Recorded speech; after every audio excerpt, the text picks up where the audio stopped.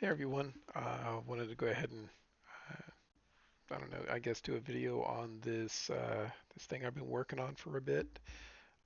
It's does the opening hand data, and let's get rid of all this, I guess. It does the opening hand data, but it does a lot more, and it's a free tool if you want to use it. I'll post a link in the description. So what it does is you can make a deck. So I built my lantern deck in it. You can also import a deck if you want. Um, and then you can like edit notes. The change card art doesn't work yet, but the notes right here will show up, so you can differentiate if you got two of the same deck or something like that. You can also import a deck list, and um, it'll scan it and whatnot, set it up. So after you make your deck, you can enter your opening hand data. So then you select what deck you played, if it's pre-board, post-board, played, draw, how many mulligans you took, and then you just, it only lists the cards that were in your deck. And you can just like fill out your opening hand or whatever, okay? Then next you select what deck you played against.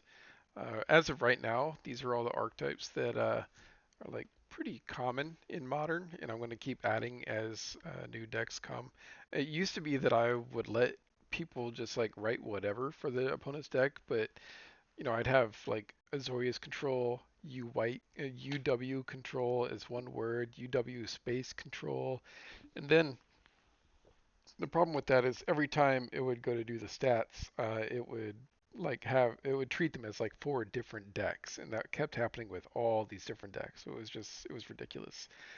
So it's a lot easier. You can just type in like, you know, burn automatically brings up burn. You can select it and keep going. If you don't know what the opponent's deck is, you can do unknown can't identify, and it'll ping me, um, and then I can try to help out. And I can add it for future reference. So whenever a new deck comes to Modern, it has your game history, so the decks that are the entries that you've done. I just entered this. These three were also Grixis Persist. Um, it was when I was testing. I was testing the website to make sure everything works well, and it entered. Unfortunately, like I got to rename these to Grixis Persist because they got um, messed up as I was trying to do an automatic deck identification system. Also, when you import a deck, it tries to automatically identify it for you. But yeah, you can filter by win-loss, formats, what deck you're playing, all that. That's game history. My data, so it gives you some information what your win percentage is. I only have 5 games, so that's way inflated. Um, yeah, it gives you some information about the formats that you play, and let's see, opening hand analysis. So this uses the chi-squared system, figuring out if there is some sort of causal effect. So I can say go to modern. I'll select, well actually, I'll pick one that has a little bit more data. I've been helping the Domain Zoo Discord for a bit. So I'll do that one. And you can do just your data or everybody's data combined, yours and everybody else's. Or you can compare it. So I'm going to do all data because I don't have any Domain Zoo data. And it gives you chi-squared score on these. So here's the p-value, here's the chi-squared, how many games.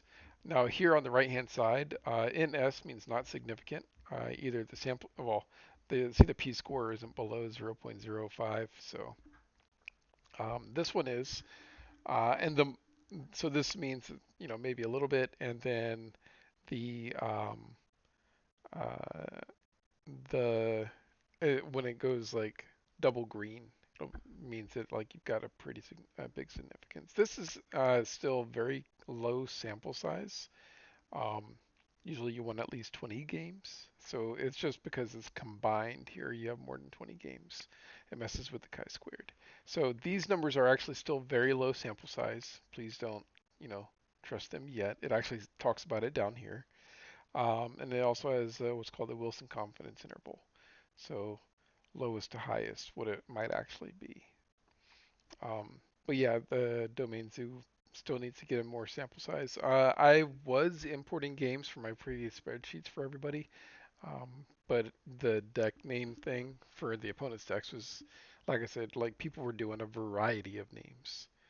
Um, You can also sort these by name. Or I can do, let's see, lantern. And yeah, so all they're still not good enough. See, the p-values are not below 0.01. This kind of, with enough games, it will still give you a good indicator though. Um, so there's opening hand data. Still needs lots more data. Um, I'm starting fresh. I decided not to upload the previous. So meta matchup matrix, this takes all the data. Now this system, Mize, it also brings in data from the MTGO challenges and MTG Melee and all sorts of other stuff. So it counts those too. Select modern. Uh, yeah, I can do match. And then it loads the top 75% of the metagame. And it'll give you the deck names and the win rates against whatever. Now, this is on PC. If you have it on mobile, you can just like move it left and right. So I'm going to do it. I have to do it this way with my left and right arrows. It tells you out of the sample size what the win rate is right now, and then the confidence interval, 95% confidence interval. So it look like Affinity's doing pretty good.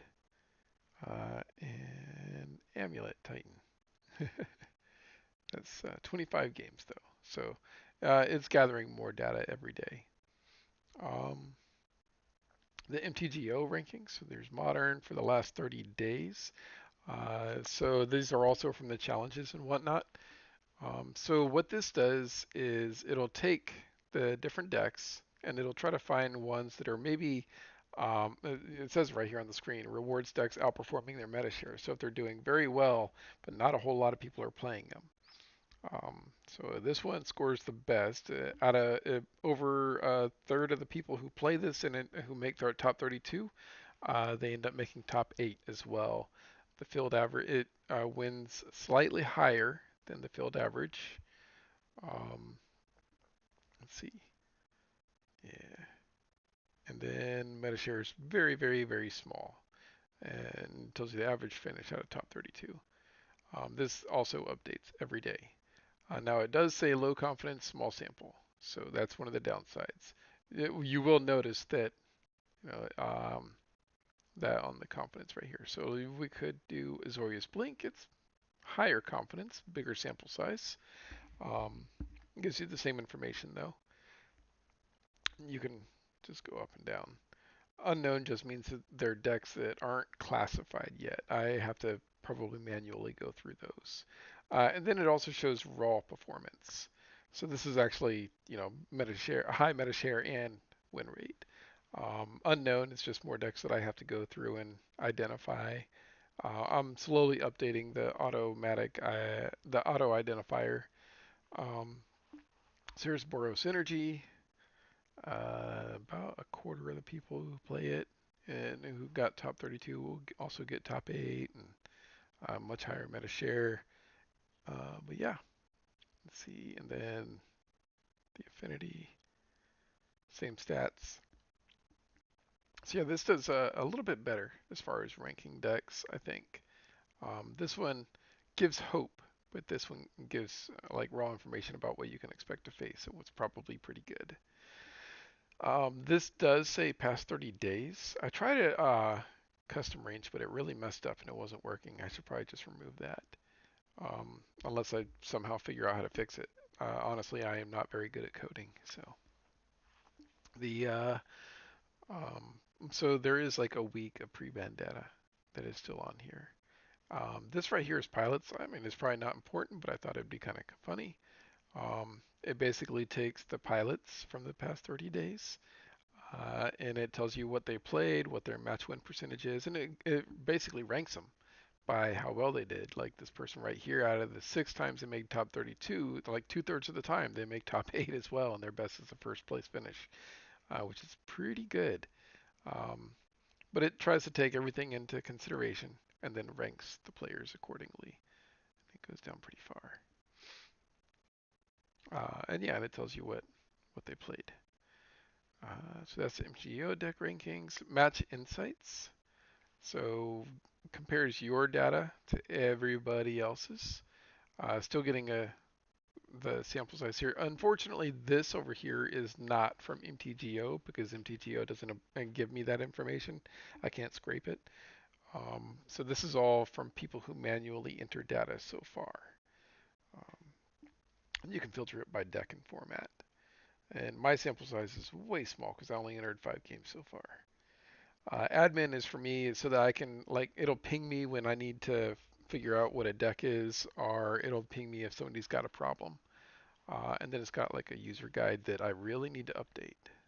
So ignore the user guide for now too. But yeah, hopefully you find this useful. Like I said, with enough data, the opening hand analysis will be far more useful. Um, it's proven useful in the past. We're just kind of starting from scratch at this point. And I think the domain zoo. Oh yeah. I think the domain zoo people are the one who are entering most data right now. Um, Also, I should mention the developer of MyMTGO. He agreed to do a collaboration where you can look at your MyMTGO stats using this too. So your opening hand analysis will feed into here. If you register with the site and register your pilot name, you'll have to ping me because it's protecting it right now. So basically, nobody can pick the pilot names uh, because I don't want somebody accidentally picking somebody else's MyMTGO pilot name. So they're all locked until you just message me, and then I'll give you a temporary one and then unlock it for you and link your account for you. That's just for privacy of data, um, and so you can keep your own stuff. But yeah, it'll feed into opening hand analysis, and you can look at your MyMTGO opening hand analysis on here as well.